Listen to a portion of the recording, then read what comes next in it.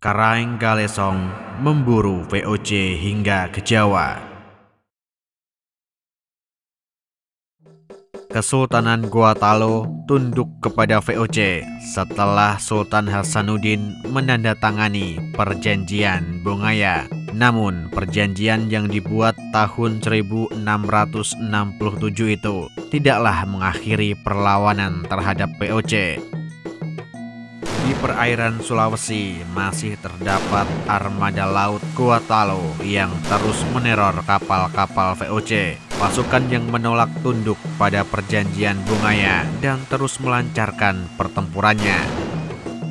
Armada laut Gorontalo itu dipimpin oleh Karaeng Galesong. Beliau adalah putra dari Sultan Hasanuddin, lahir pada tahun 1655 dengan nama kecil Imaninrori. Sejak muda, Karaeng Galesong telah mendampingi Sultan Hasanuddin dalam berbagai pertempuran. Pada masa dewasanya, Sultan Hasanuddin memberikan gelar Imaninrori Karetojeng. Sedangkan gelar Karaeng Galesong diberikan kemudian setelah Sultan Hasanuddin melihat bakat kepemimpinan pada putranya tersebut. Karaeng adalah gelar kebangsawanan Goa dan Galesong adalah nama sebuah wilayah.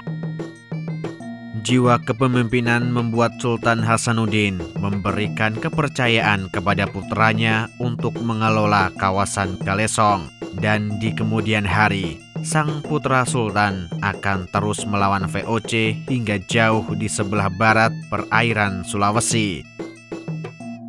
4 tahun pasca Perjanjian Bongaya, Karaeng Galesong mengarahkan armadanya ke perairan di sisi barat Nusantara. Tujuan armada Karaeng Galesong adalah Kesultanan Banten yang saat itu dipimpin oleh Sultan Ageng Tirtayasa. 4 gelombang armada Angkatan Laut Goa berlabuh di pantai Banten.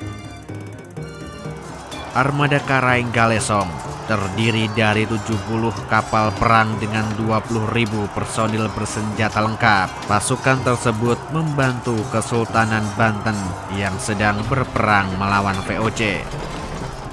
Tidak berhenti di Banten, Karaeng Galesong kemudian mengarahkan armadanya ke timur Jawa, Kediri. Tahun 1675, beliau membantu perjuangan Trunojoyo dalam menghadapi pasukan gabungan VOC Mataram. Koalisi pasukan Trunojoyo dan Karaeng Galesong meraih berbagai kemenangan penting di timur Jawa, Surabaya, Gresik, dan Pasuruan. Kota-kota pesisir yang strategis berhasil direbut dari tangan VOC. Setahun berikutnya, VOC berhasil merebut kembali Surabaya. Pasukan koalisi Trunojoyo, Karaeng Galesong mundur ke Madura. Dari pulau tersebut, pasukan koalisi menghimpun kekuatan untuk melakukan serangan balik.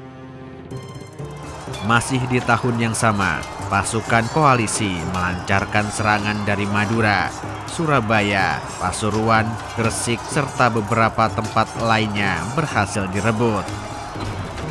Sayangnya, perpecahan melanda pasukan koalisi ketika berada di atas angin. Karaeng Galesong membawa pasukannya ke Pasuruan dan Trunojoyo bertahan di Surabaya. Pertengahan tahun 1677, Surabaya berhasil direbut oleh VOC. Karaeng Galesong saat itu tidak membantu Trunojoyo. Mendengar kejatuhan Surabaya, Karaeng Galesong segera membangun benteng di kawasan Keper. Bulan Oktober tahun 1679, setelah 5 minggu pengepungan, VOC berhasil merebut benteng Keper. Karaeng Galesong dalam kondisi sakit mundur dengan sisa pasukannya dan kembali berkoalisi dengan Trunojoyo. Bulan November 1679, Karaeng Galesong tutup usia. Beliau dimakamkan di daerah Ngantang, Kabupaten Malang.